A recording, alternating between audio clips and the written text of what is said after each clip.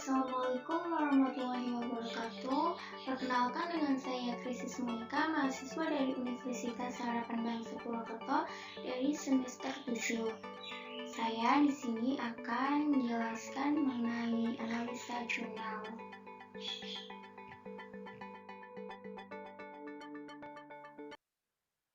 Baik, saya di sini akan menjelaskan tentang jurnal yang sudah saya analisa dari kedua jurnal, yaitu yang pertama jurnal nasional, yang kedua jurnal internasional, di mana nama penelitinya yaitu Mailisner dan kawan-kawan, sedangkan pada jurnal kedua yaitu Atia, Kanel, Nahen, dan kawan-kawan. Tahunnya yaitu 2016 dan pada jurnal kedua yaitu 2019.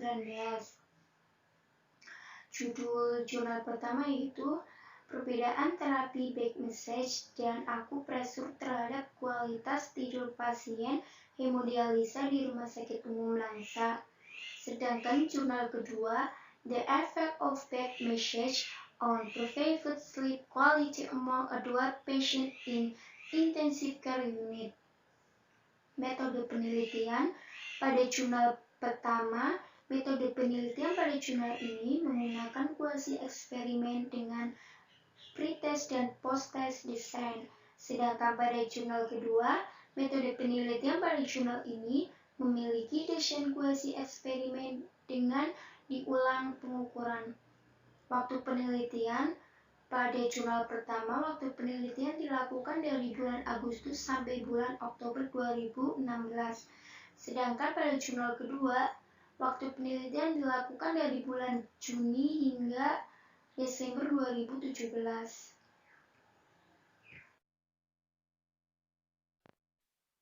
Tempat penelitian pada jurnal pertama, tempat penelitian dilakukan di Rumah Sakit Umum Daerah Langsa. Sedangkan pada jurnal kedua, tempat penelitian dilakukan di Universitas Mansoura Rumah Sakit di Mesir. Jumlah responden pada jurnal pertama, jumlah responden pasien yang dirawat di hemodialisa sebanyak 66 orang. Sedangkan pada jurnal kedua, semua pasien dirawat di ICU dengan jumlah responden 100 orang. Kriteria responden. Kriteria responden, mereka harus terapi hemodialisa, pasien yang mengalami gangguan tidur, kooperatif, kompos mentis, dan berdomisili di Kota Langsa. Sedangkan pada jurnal kedua, kriteria responden, mereka harus berusia 18 tahun dan di atas, sepenuhnya sadar, mampu berbicara, membaca, dan menulis, dan menghabiskan setidaknya 4 malam penuh di ICU.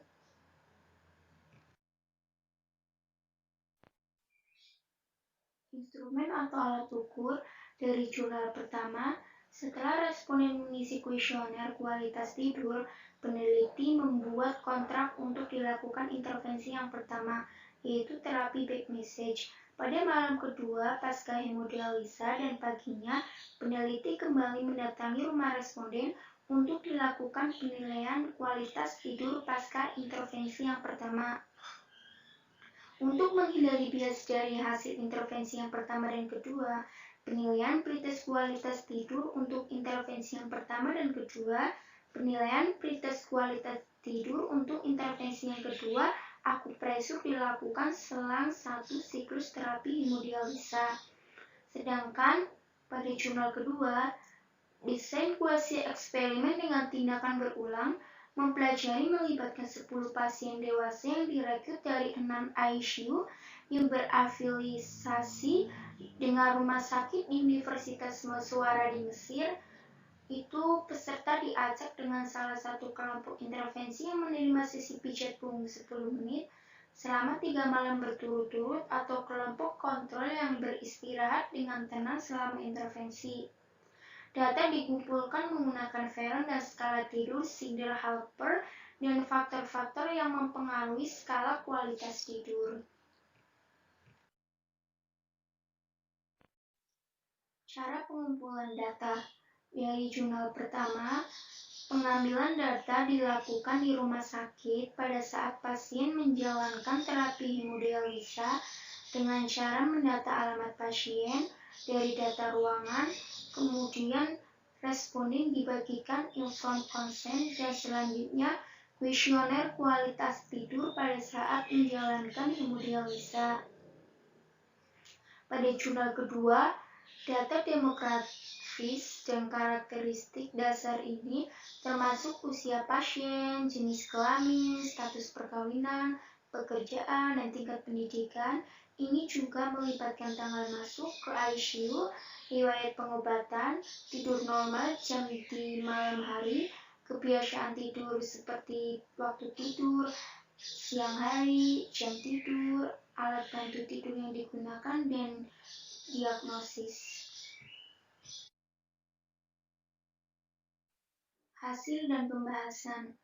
Hasil dan pembahasan dari jurnal pertama yaitu ke-1, rata-rata kualitas tidur pasien hemodialisa pada kelompok back message sebelum diberikan intervensi 9,39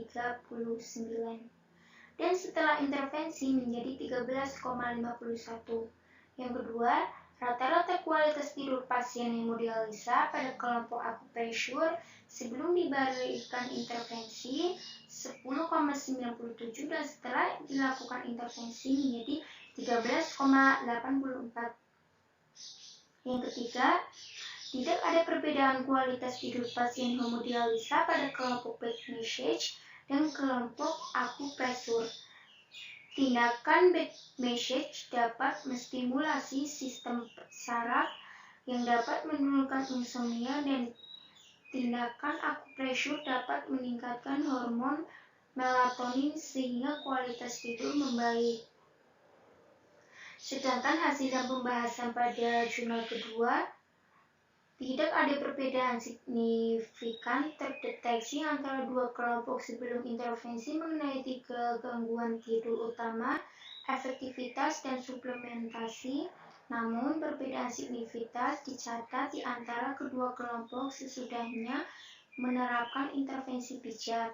Hasilnya menunjukkan peningkatan kualitas tidur di antara punggung kelompok pijat. Temuan menggambarkan bahwa penyebab gangguan tidur di ICU adalah multifaktorial. Perawat-perawat yang kritis perlu mengadopsi berbagai strategi untuk mengelola faktor-faktor gangguan tidur yang dapat dimodifikasi seperti kebisingan cahaya, alarm, dan kurang privasi untuk meningkatkan kualitas tidur pasien. Kelebihan jurnal. Pada jurnal pertama, dalam jurnal ini dijelaskan tindakan terapi back message dalam tindakan yang paling efektif untuk pasien yang mengalami gangguan kualitas tidur. Terapi back message secara signifikan juga dapat meningkatkan kualitas tidur dan diharapkan juga dapat meningkatkan kualitas hidup pasien. Sedangkan kelebihan pada jurnal kedua, menurut jurnal yang saya dapatkan, bahwa dengan terapi back message terhadap kualitas tidur dapat diterapkan atau diaplikasikan ke Indonesia. Selain dengan metode yang cukup sederhana, serta dapat memberikan efek positif terhadap kualitas tidur. Kekurangan jurnal.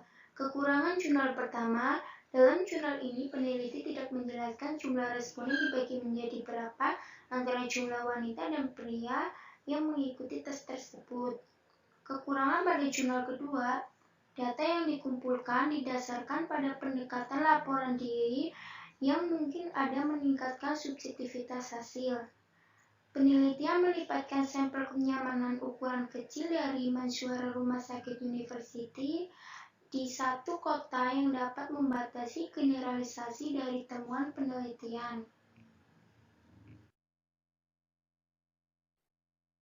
Rekomendasi pada jurnal pertama, hasil penelitian merekomendasikan kepada manajemen pelayanan kesehatan, pelayanan keperawatan di rumah sakit agar dapat mengimplementasikan metode ini sebagai upaya untuk meningkatkan kualitas tidur pasien hemodialisa dan mengembangkan program pelatihan ini sebagai bagian dari tindakan mandiri perawat agar dapat mengedukasi dan memandirikan keluarga pasien atau caregiver pasien yang menjalani hemodialisa terkait dengan terapi back message dan akupressure.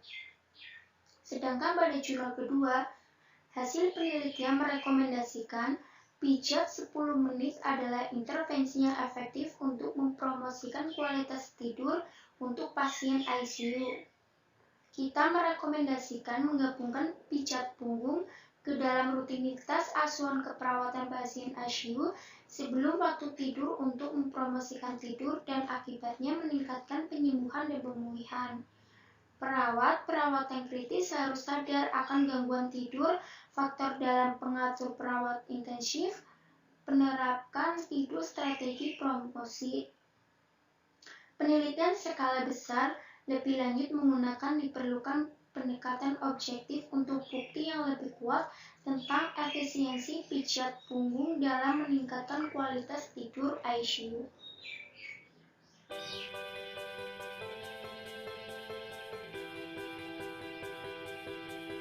Sekian penjelasan dari saya mengenai 2 jurnal yang sudah saya analisa. Kurang lebihnya mohon maaf. Wassalamualaikum warahmatullahi wabarakatuh.